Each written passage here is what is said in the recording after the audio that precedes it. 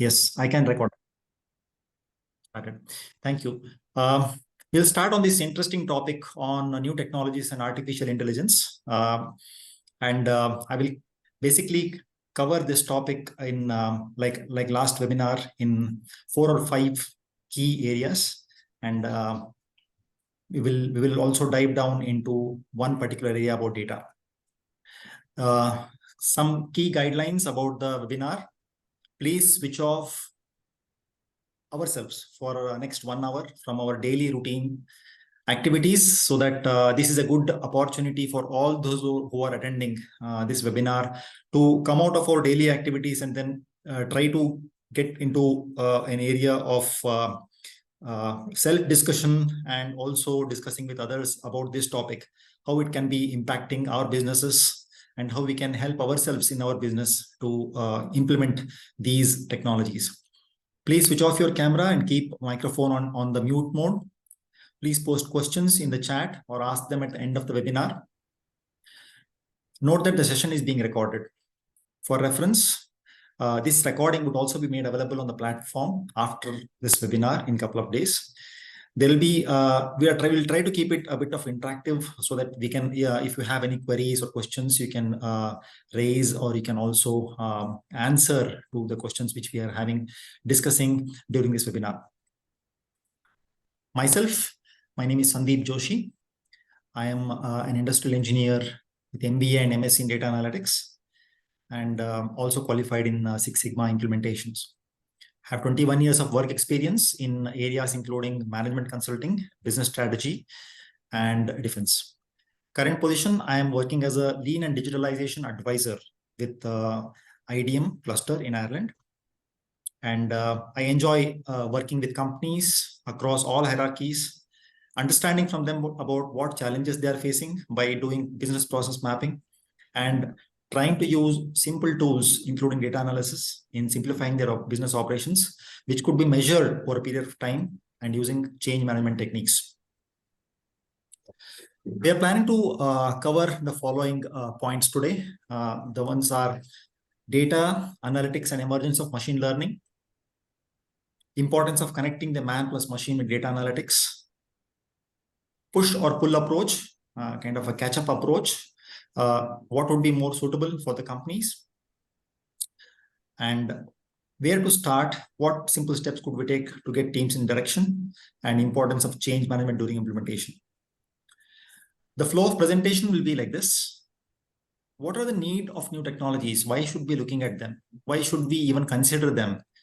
Why can't they be automated, in the sense that how can we get inputs automatically of what we need to do or how we can adopt to new technologies? Emergence of data information, data as and then information out of the data as a growth lever.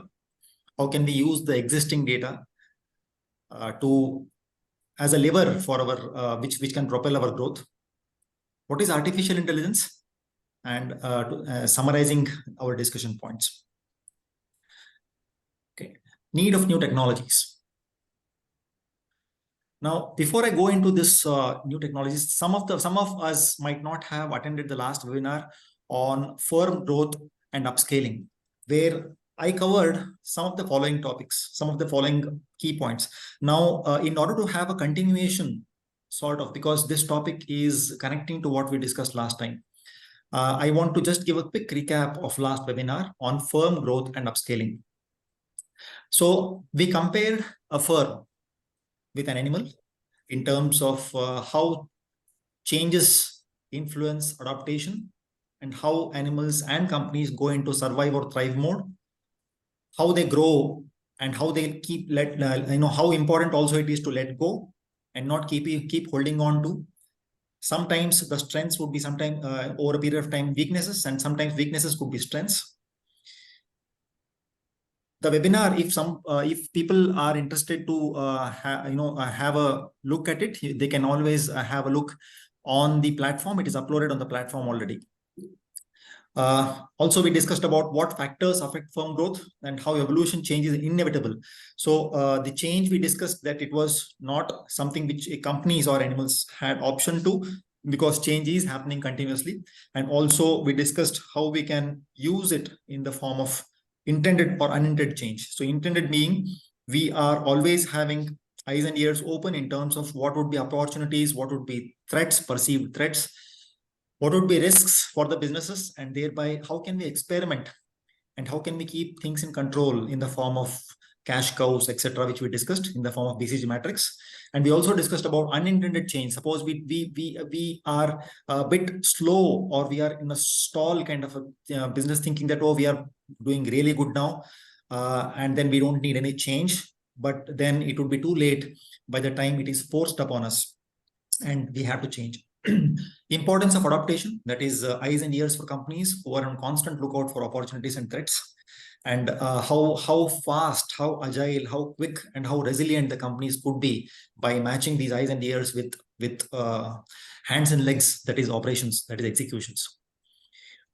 Push and pull, that is internal push and external pull, industrial pull kind of growth. Importance of being there, that is business strategy, being positioning ourselves in a way that we are visible, we are capable of what we expect that our business is, or the industry, or overall ecosystem of the businesses is going on to, and then we are presenting our products or services in that range. How the change management across all these steps is a process, and it could be managed in a structured. We go ahead about now looking into what is the need of new technologies. Then why are we always searching? Why are we kind of looking at opportunities of imbibing new things in terms of technologies? Basically, two things come to my mind. One is solving existing business challenges. For example, operational challenges, maybe technical challenges, or business process challenges. It could be a supply chain challenge, or it could be an operational challenge, a process challenge. It could be in terms of, let's say, if it is something related to machine related aspect, like new technology, induction, or preparing ourselves for adding new features to the same product what we are doing, so that we can add more value to what customer needs and then price it at a higher price. That could be all technical. But if we are talking about aligning various parts of our business processes, for example, if we want to align how we procure items, if we want to align how we distribute these products what we make after value adding, so that the time taken in kind of storing or all the non-value added activities which could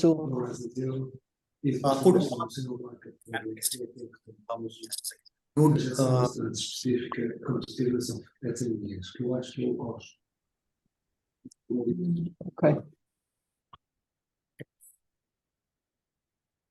Right. Sorry for that. Cutting edge inventions. Now, what would be the second part? That is, if there are some inventions or even discoveries in terms of what products or services are available in the market and how we can apply them, how we can simplify our own business processes by using those inventions, would be second part of new technologies. So one is solving of what we already have, because we know where we are and what we want to do, and simplify it so that we can reach to our customers' demands very quickly in an agile way. Second one is looking into the continuously looking into the market of seeing what would be the new product or new technology which is coming into place, and how we can adopt that, so that we can either introduce a new product within our own business deliveries range, or we can think of simplifying the existing delivery. Technological innovation intervention could be anything which solves or simplifies. For example, a jig or a fixture. It could be a customized machine. It could be a software. It could be a robot. It could be a cobot. Or it could also be a protective gear, because it's a new technology, and that could be helping us do our work in a more simple way. So now there's a question which comes: what is data analysis considered as a technology? And yes, because as the definition says, it is the application of scientific knowledge for practical purposes, especially in industry. So as and when we see, we will dive a bit deeper into this data analysis, because why we chose to dive a bit deeper into this is because every company, irrespective of that being a product or service oriented, has data across everywhere. And that is a common, we can say, denominator for all the companies. So we chose to dive a bit deeper into that so that we can see, are we making good use of what we have as a resource, and what are the opportunities with us so that we can make it in a form of better use. Right, now let's head on to the question what we have. So when we saw that technology is an important lever for companies in terms of finding and keeping an eye on what things are changing across the market, many times we feel, especially SMEs and even in the bigger organizations, we feel that who are the ones who are looking for this? Who are the ones who are, imagine our own organization structure. Do we have somebody within our organization structure who is always having a job profile to keep looking at different technologies which are emerging in the market? Do they know that? Do we promote this to be discussed in the weekly HOD meetings? It's rare because it exists, but it is kind of a one-off kind of a thing. Sometimes somebody might come up with some news in some technical forum which is being discussed, and that is just shared with the team informally. But ideally speaking, this should be one of the key points in the HOD meetings, wherein people can take turns to kind of introduce the new new technologies, especially with the technical teams who are working. And this could not only be at the HOD level meetings, even at the shop floor meetings, because that would bring in some change in the routine activities being discussed. Plus, it also introduces us all to new technologies which are upcoming in the market. We can structure those discussions if we find that interesting. And yeah, we have also seen some companies during my consulting tenure that the good ideas of implementation are also rewarded. We see that there are many, till now, I mean, at least till last 10 years, it was, if a technology is introduced into a particular industry, it remained the domain of that industry. Now it's not so. Any technology across any industry could become supportive to our own kind of challenges for solving them across different areas. For example, drones being now used to monitor pipelines which are running in thousands of kilometers, oil pipelines, and then artificial intelligence being used to monitor leaks without human beings have to physically move around across all these thousands of kilometers of pipelines. We can have multiple of such examples where it is the technologies which are emerging now are not specific to a particular industry. They could be applied if we think that we can apply them, and then we can be a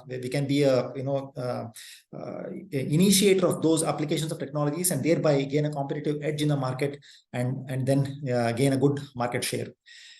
So this is a point of discussion within ourselves, so that for our teams, as a kind of key takeaway for us, that just looking at our own org structure and our own meetings, can we imbibe this to happen, so that as the technologies are changing so rapidly, do we have our eyes and ears open to imbibe these technologies as they keep happening?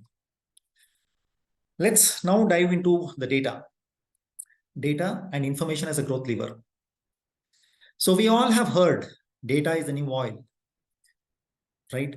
And everybody has been talking about it since at least last 20-25 years, and now so it's still even more, because when we just just look at each of the operation within our own set of companies, however small it is, we have data everywhere. But data is never considered as a generated resource. Why I say so? Because generated resource is that there is an effort involved in somebody having to type it, or the sensors have to be purchased and they have to send data. And so the data for sending, retrieving, storing, all these things are paid continuously. So if we don't use this own generated resource, then we are actually losing a lot of money, which is hidden, which is not measured on our balance sheet, or in the form of what is it that we get in the form of return on investment on data investments. But that is also one thing which could be key takeaway from this discussion, that what data sources we have across departments, we can list them down. We can take a call, is there any repetitive thing happening across departments? Is the same data being captured by different departments in a different way? Is it required? So that we always have an eye on removing duplications, thereby reducing a lot of effort in not only collating, but cleaning and storing. The core asset, the data is one of the core assets in Industry 4.0 and AI applications. And just like oil, it's not very useful in its raw state. So a few processing steps are needed. And we all know that. Because as we see, and as the companies keep growing, the companies have a tendency to adopt to different applications which are available readily in the market. For example, for logistics, we would purchase a supply chain application from a different company. For inventory management, we have a different application. For production process management and demand planning, we have a different application. For procurement, there's a different application. So imagine, like I was working as a consultant with one of the companies where one HOD was managing 12 different applications which don't speak with each other. All have data, sometimes repetitive data. But if they don't speak to each other, then again, there is a purpose lost in terms of getting the required information out of these data sources on time for decision making. We'll get into that in a bit more detail later. What is the life cycle of data? We see it has got data, that is the facts, in the form of raw data. Imagine now, let's imagine for simplicity an Excel sheet where we have got rows and columns, which then gets converted to information, which is basically analysis. Analysis is customized, purpose-driven. So with the same data set, each person could analyze it in a different way, in a way that makes that his hypothesis or his question is about what we should use the data for. That information would then get converted to knowledge, because there's a learning over a period of time. Oh yes, this we didn't expect happening, now it's happening. Start correlating with multiple data points or variables, and based on that, decisions start emerging. Going to these points one by one. Let's check data stage. The data is at its most raw stage, where it just comes out and we just have sometimes it's not even structured. We just note down that what is happening. Time, for example, process variables in terms of, say, machines like power, current, temperature, pressure, vibration, sound, etc.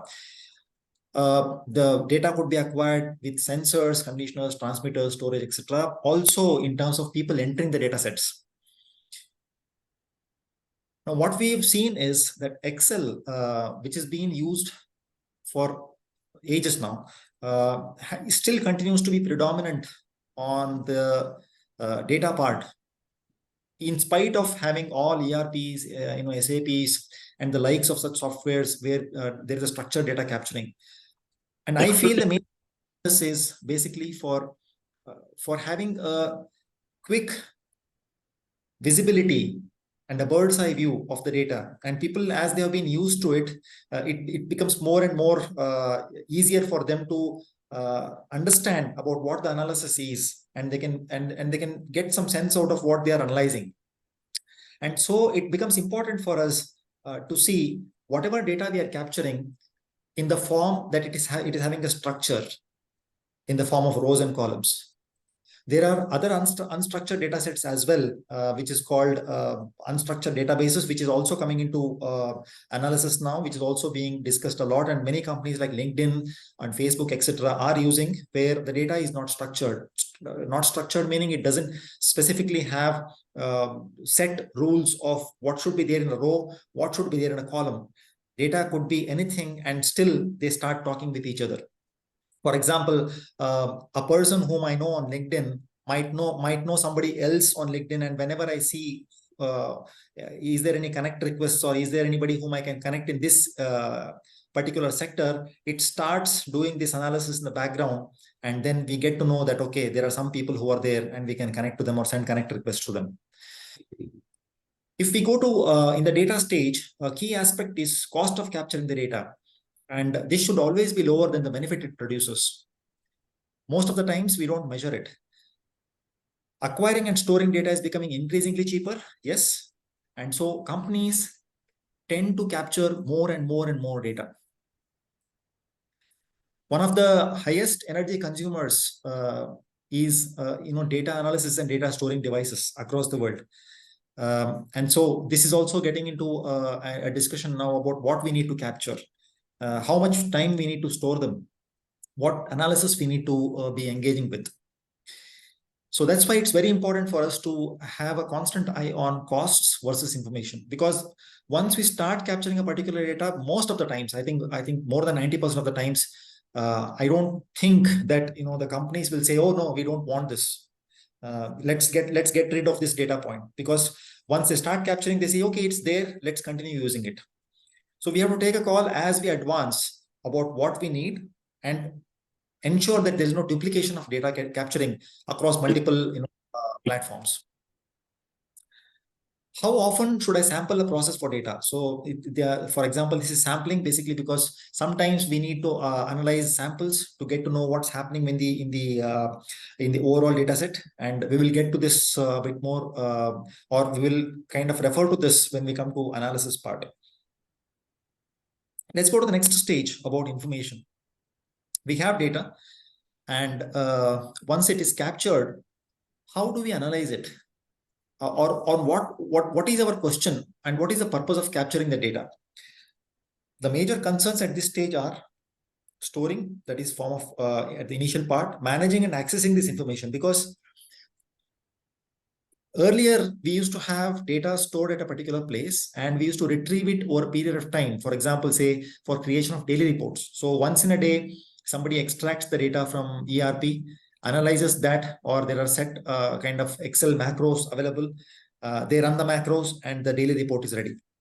But now it's becoming live. So production data is live, temperature data is live. All these data are live, meaning that this action of collection of data, storing the data, analyzing the data, information, alarms, etc. is all happening on a live basis. And that's why it also becomes important for us to kind of look into how we are actually having this architecture defined within our organizations. A method used is kind of for defining this as a pillar is create, retrieve, update, and delete.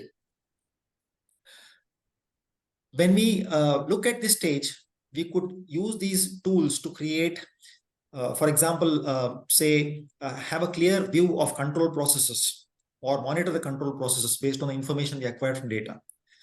And with the tools available in the market, we can create different customized visualization tools as per our requirement in a very, very short period of time.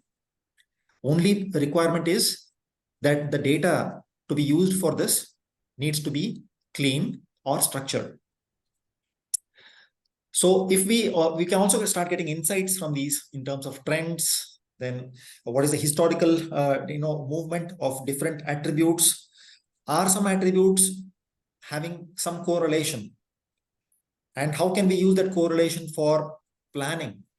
Now, the data analysis basically has very, for example, we just start, it has got simple stages. We say, we start doing descriptive analysis. That is what is happening. For example, we see here, something has happened and it is showing us what is the performance and in terms of different variables which have been defined by the company. But this has already happened.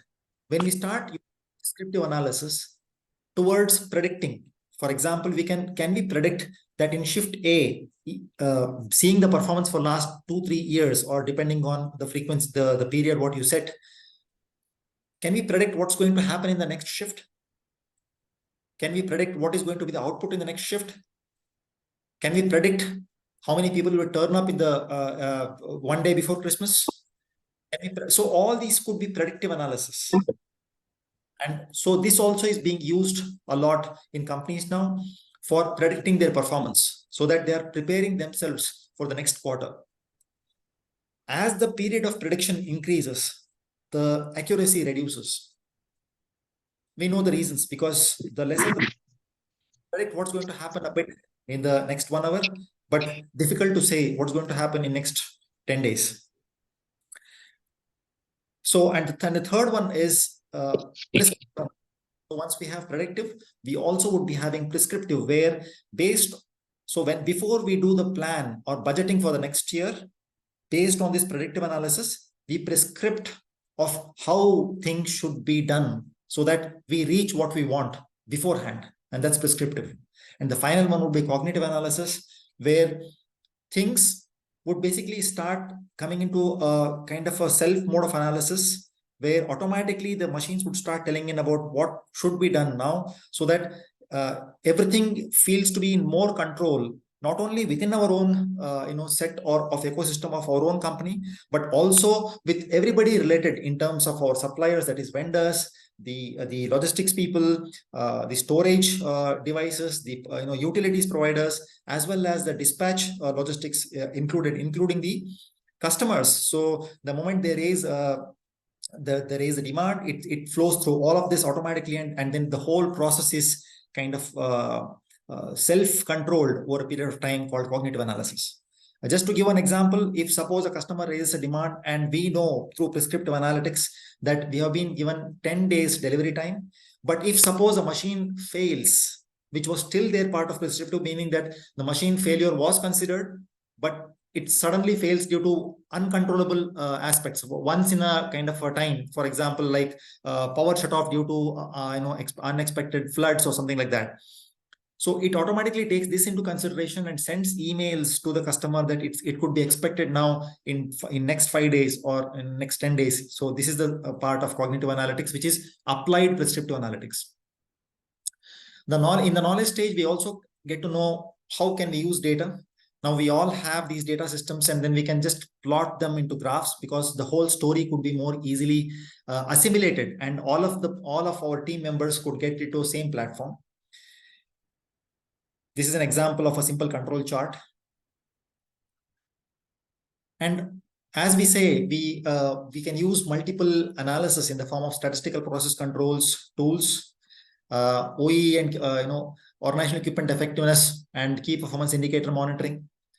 And it's all customized to each company. It's not what is directly we should be using in. The most important part about the data analysis is that it supports decision making. And why it should support decision making is because unless and until we start analyzing in the form we want to analyze, we won't get the required output or required form of output which we can use. So it's very important that the analysis-based information should lead to decision supporting or support decisions at all levels of hierarchies. Now, for example, if I'm working in a shift in a production, and if I get to know that, okay, we have downtime of machines for, out of 8 hours, 30 minutes is downtime. And so when this kind of downtime is monitored, the reason for downtime would also be monitored, and automatically when this data keeps getting into the system, we keep coming to know that, okay, the system may be down for 20 to 25 minutes, which is on an average. That's okay, but that's not okay. But meaning that now we know that it is 25 minutes.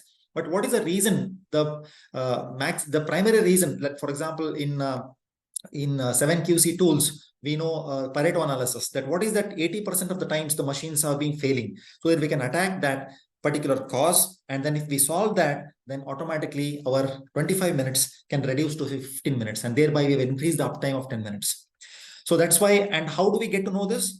That data which was captured either by manually or by machines is getting used through analysis, which is supporting our decision making. We also have right information to be presented in terms of, for example, if we have a shift meeting, then we should be presenting to them for that particular shift, that particular line or machine, what has been the performance, and not the sales targets or sales performance. So the effort and cost involved across all these 4 stages would only be beneficial if and only if the data analysis is made used across hierarchies in the form of decision making. The people should, even the worker on the machine should be able to make quick decision by looking at the data. And this data should be scalable, meaning shift data gets up to the Now we are imagining a kind of pyramid. Shift data, 3 shift data would come to daily data. Daily would go to the weekly. Weekly would go to monthly, and then monthly would go to quarterly, and then annually. Because then there is no need for having multiple sources of data. The same set of data will then kind of build upon, and then it's very easy to drill down or drill up as and when we want to, for quick decision making at all levels, not only at the level of the worker, but even at the level of the CEO. Example would be energy consumption data. Would be kind of, again, we say we can see some peaks here. We can also see some troughs here. In energy consumption, most importantly, like the first type of analysis which people do is when nobody is working and all machines are switched off, is the power consumption falling to zero? If not, then there is a problem. Second one, many times the analysis also happens that if we compare at different times of the day, and if the production is same, why are there different peaks through the day? What is happening during this time? Is there increased friction due to non-availability of something? Or so this leads us to the next step of questioning of what is the problem? And then thereby, once we identify the root cause, we can solve it and thereby keep this consumption in control. We can also see cycle times, how much time it takes to produce a particular item.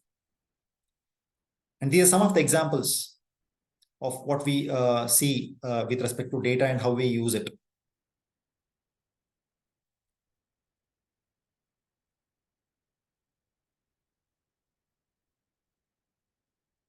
There are multiple forms of analysis, and it's all depending on what we want to analyze. The whole angle of data visualization is to create or get that story in a very simple form so that everybody can easily understand without much of explanation. And if your data visualization tools are helping in this angle, it's really good. If not, then we need to rethink about how our reports are and can we do something so that we can simplify them furthermore. Easy to update, easy to analyze, and easy to predict, easy to kind of assimilate or dissimulate the information out of what it says.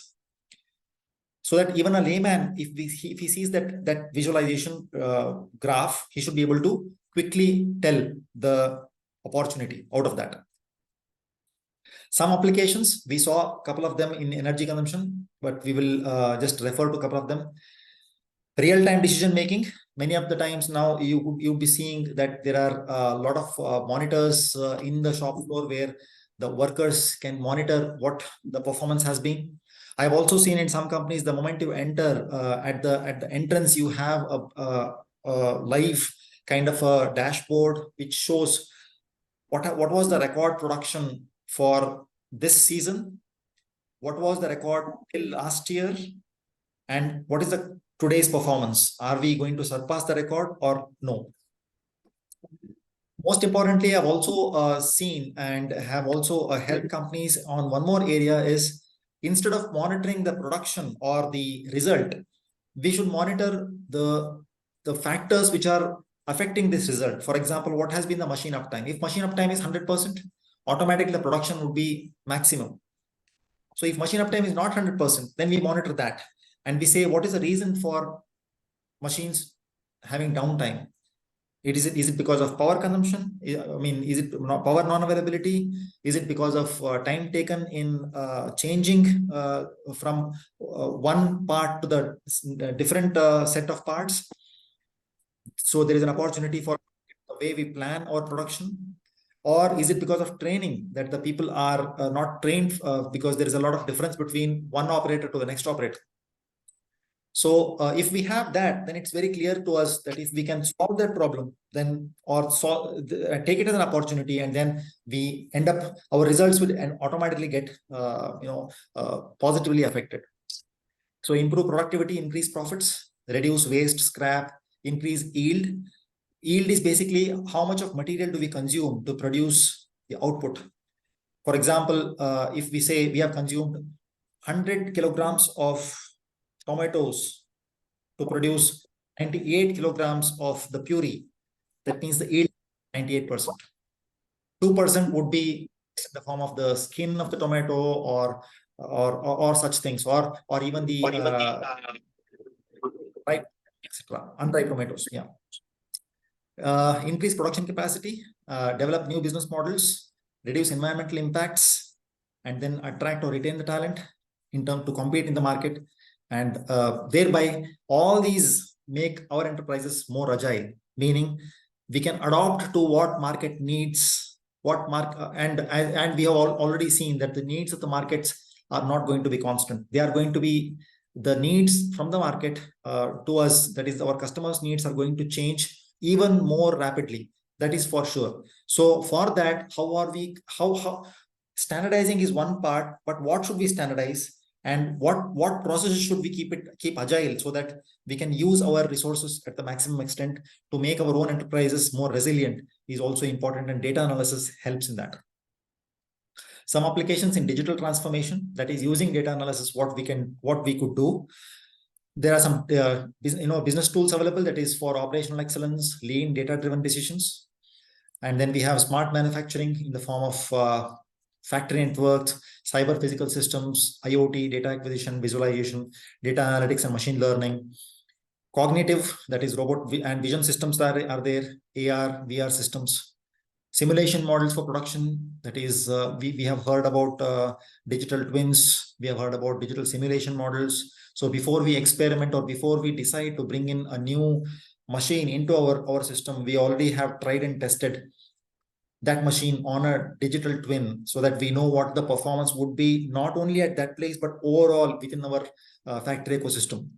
For example, how much power do we consume? What would be the peaks and troughs? How many people we need to be manning the station? What would be the load on the conveyors which are manning this whole set, etc. Uses of AR and VR for training purposes, as well as for machine maintenance. So it's faster. Data-driven energy efficiency we have discussed. We will take some case studies of implementation of data analysis, which there have been support from our cluster to companies based out of Ireland here. For example, Takumi Precision, they optimize the shop floor production operations through digitalization. Automatic analysis of machine or job status and cloud-based data visualization, which help them improve their on-time delivery for key client. It was from 80% to 90%. Initially, they were delivering 80% as per the OTIF. We call it as OTIF, that is on-time delivery and in full. It increased to 90%. Boston Scientific, another company based out of Galway in Ireland, automated data collection and business intelligence-based reporting using ML, machine learning optimization, time saving of 12% for manufacturing and engineering technicians. Stryker, which is another company in Cork, they have the optimization of a production file management system for AM using real-time analytic routines and data management. That is 90% reduction in transfer time, 60% reduction in machine downtime, and thereby also it resulted in better quality. Some other case studies like Henkel in Dublin, Lufthansa Techniques, Zimmer Orthopedics. So all these companies, I'll not dive into a bit more detail, but these are the actual case studies of how a simple but focused approach of seeing what data we have, what we can do out of this, how we can help our operators, managers to take decisions using data analysis is what was developed. And thereby, these were the improvements what they could get out of those projects. These projects, fortunately, are not more time consuming. They could be done in a very short period of time. Most of the times, the time goes in cleaning the data, in arranging the data, in structuring the data, which is approximately 90% of the time. And once that is done, analysis doesn't take much time. These are cognitive robotics and vision systems case studies,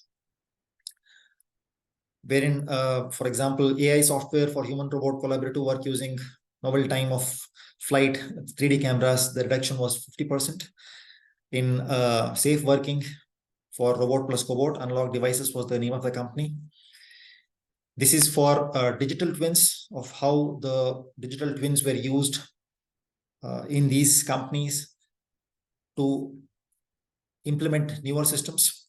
For example, in Johnson and Johnson Vision, branch in Limerick, digital simulation model and optimization algorithm to improve the design and validation of new automated production lines was conducted. It is basically it's estimated that the lead time, which is going to be reduced by 3 months and approximately benefit $20 million from additional 40 million lenses produced. So as it is, why we say it is estimated now, because it is successful, or it could be further trials could be made in the digital twin model, because it's a twin which is existing in the digital form of exactly what's happening in our factory. And if we do some changes, we know what would be the results, and thereby we can estimate that this is what we could get, and this is the lead time we could think of.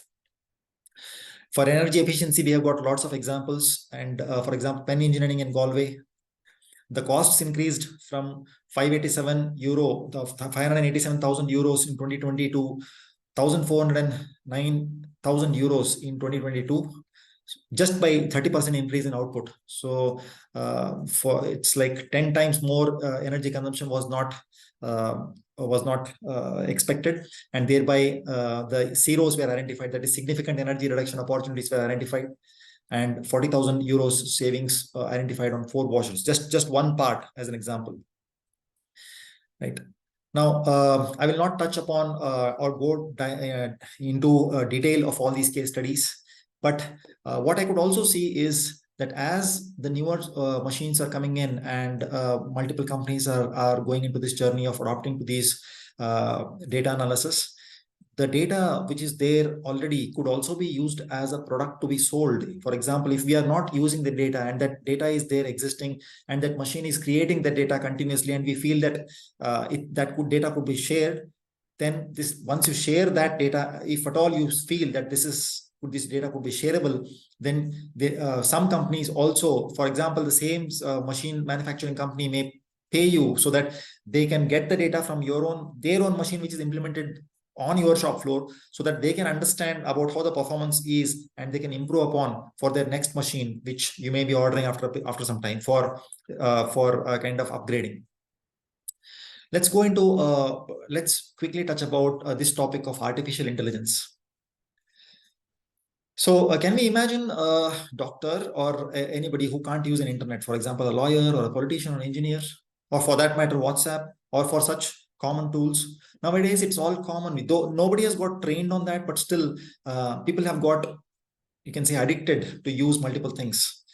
So such is the kind of, you can say, the pull of technology, because it solves the problems of people. And AI is a new emerging technology which is going to have a similar impact, or already have started having an impact on our lives or our decision making on a day-to-day basis. Why to use it and how to use it? Basically, we know that it's going to be affecting the way we kind of interact with our colleagues, the way we kind of extract information from internet, the way we try to learn what we don't know. So basically, everybody uses internet, and now we don't need to be IT specialists. Similarly, even AI, though the term seems to be a bit far, but only for the usage, we don't know what's happening in the background of AI in terms of how things work, how we get to know the recommendations. Is it right or wrong? Does it solve our problem, etc.? But still, we tend to slowly getting used to it, because it is reducing a lot of time in terms of references online, where we used to get a lot of recommendation of websites to go. Now all of us, or most of us, we would be actually directly asking a question: what should I do for this? So we get an answer by the machine itself, which does this analysis in the background by going through most of those frequently visited websites and then curating our answer. Now we take it for granted that that answer is almost okay, unless and until we do our own initial basic analysis of testing. Oh, is it okay or not okay? So that's why it has got some limitations, and we should be careful about that. There are some ethical considerations also, which we will touch upon. how do we say and how do we measure the intelligence? For example, robots or machines. We always compare that with animal-like behavior or maybe human-like behavior. Does it see the way I see? Does it perceive the touch the way I touch? Does it kind of imitate to the natural thing so that we can use it the way we have been used to using things or working around with objects, so that we can kind of program it to perceive and behave in a way we want it to, so that we can get better results. So these behaviors could be summarized in the following way, that is interacting with surroundings, for example, touching, hearing, seeing, speaking, moving, etc. We can also see reasoning and discovering objects. Machine learning is a set of computational methods. We know that. So there are algorithms which would be developed in the background, and thereby the machine algorithms, the programs start learning with what we have taught, that okay, this is right, this is wrong. We will touch upon this aspect with an example which I'm going to share with you quickly, so that for those of us whom we have not been introduced to this part of AI or machine learning, we may get a bit more knowledgeable by looking at that example. Some terminologies we know is machine learning, that is supervised, unsupervised, reinforcement, smart sensors, computer visions, robotics, text to speech, speech to text, etc. Let's get to this example. So if I want to know just by flipping a coin about how many times, say, just imagine a simple experiment. So for example, if we flip a coin and we want to get to know the outcome, it could be a head or a tail. Now, for example, if we want to predict what's going to be the outcome after the immediate next one, after 10,000 flips, we can actually train the model. We can actually say, okay, this is what has been happening for last 10,000 times, that whenever it was flipped like this and we got the output which is closer to 50%, that is heads or tails, because statistically we know that the probability of occurrence is either a head or a tail, but there is some amount of tolerance because the way everybody of us flips is a bit different.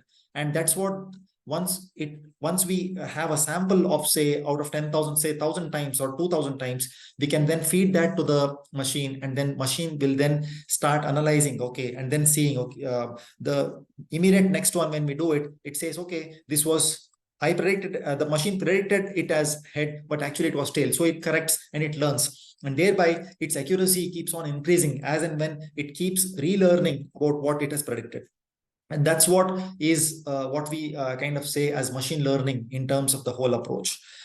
And I would kind of already covered this in terms of the machine learning part, because the overall aspect of machine learning is it has to be told first of what is right and what is wrong, and thereby with kind of series of next set of experiments, it tries to relearn what has been taught, and thereby it becomes more and more intelligent. That's machine learning.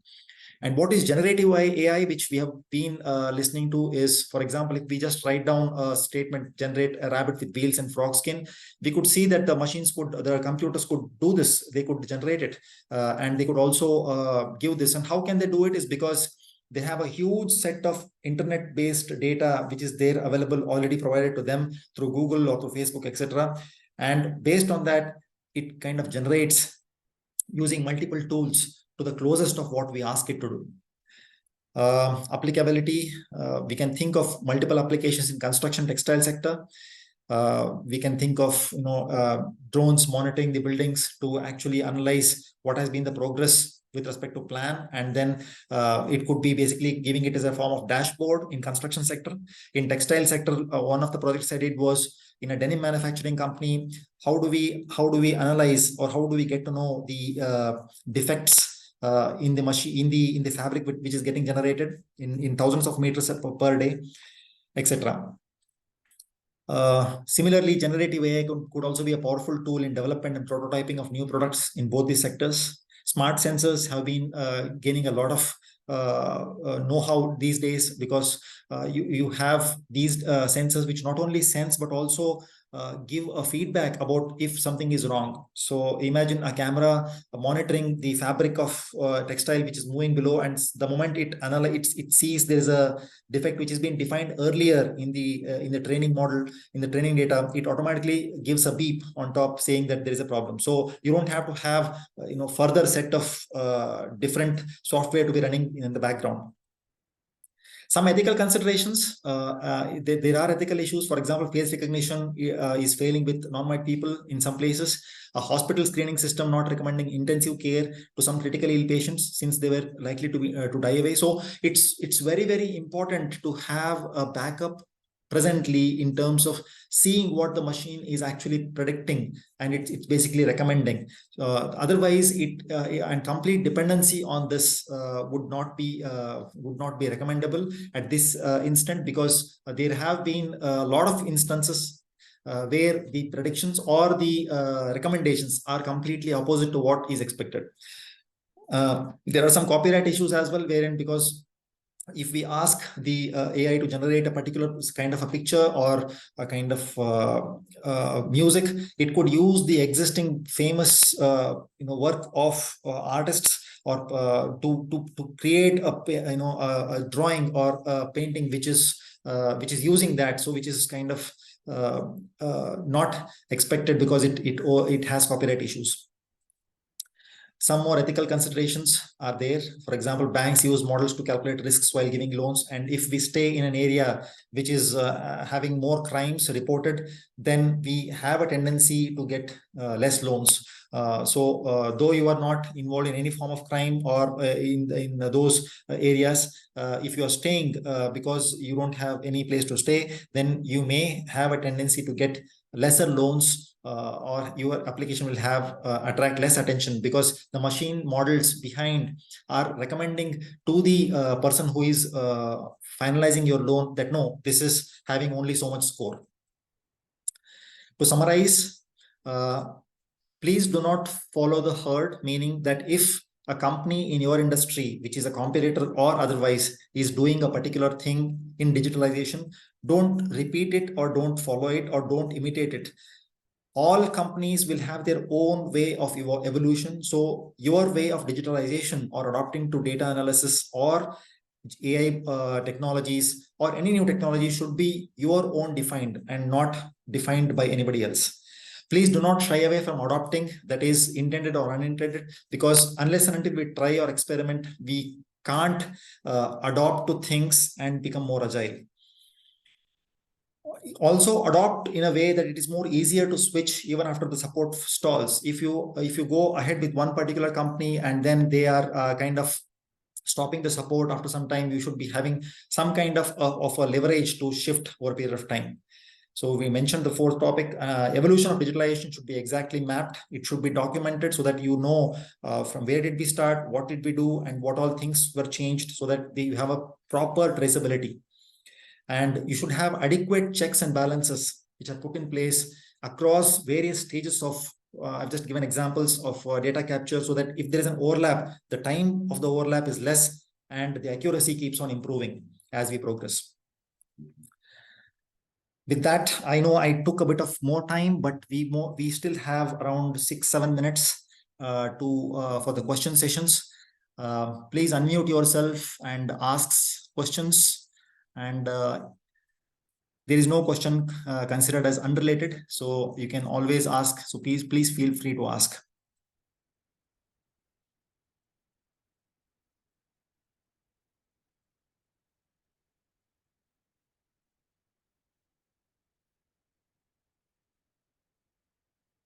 Or let us go to the chats section.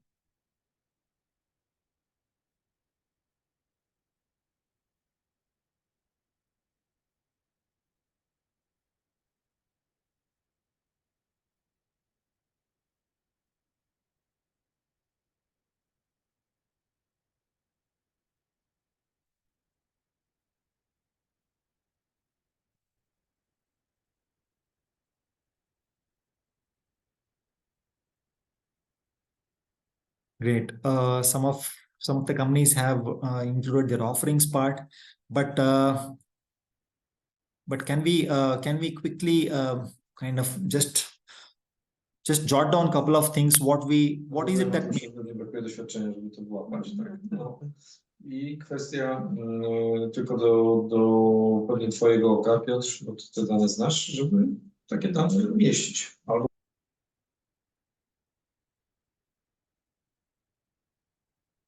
I thought it was a question, so it was a discussion.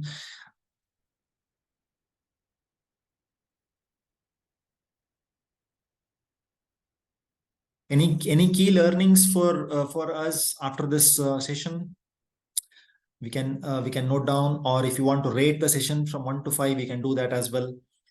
The whole purpose of the session was to kind of make ourselves aware of the importance of data, what we have, make ourselves dive into detail about what we are capturing. Is it required? Are we analyzing it? Are we able to take decisions out of it? And thereby, how can we further evolve towards easier and more faster decision making?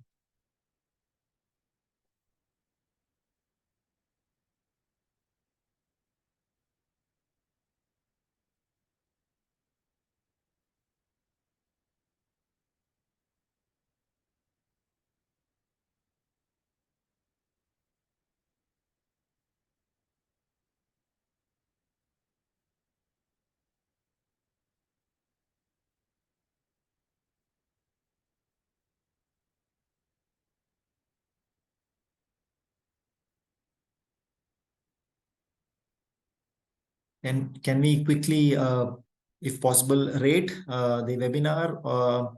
Did you like it? Was it poor? Just from 1 to 5, can we just give some numbers if you want?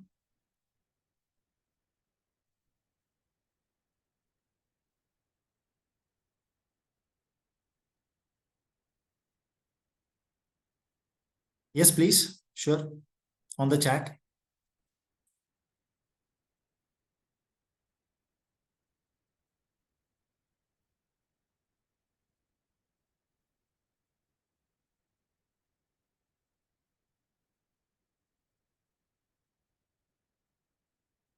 Trade-off between what to gather. Great.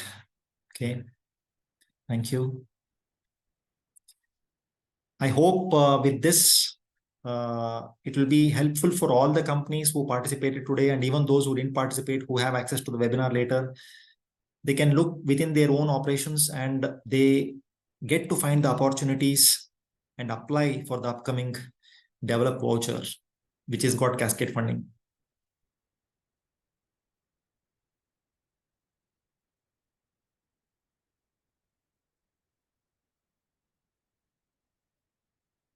And I'm sure that will be the quick way to find projects for applications, because all of us will have data irrespective of what sector we are in, and thereby we can find projects in our own companies where we can implement certain data gathering or data analysis within the processes, and thereby also get funding for those projects in the develop call in transit project. As we all know, the most competitive develop call which we pursue is going to happen in the month of January, which is upcoming, and it'll all be welcoming the more companies and the more interesting projects you have. It's interesting for the project as well, for supporting those projects for those companies. Great. Thank you so much all for your time. We've completed the 1 hour time, and I hope we have some inputs from this. And as seeing the feedback, I'm really thankful for your time and engagement. Thank you so much.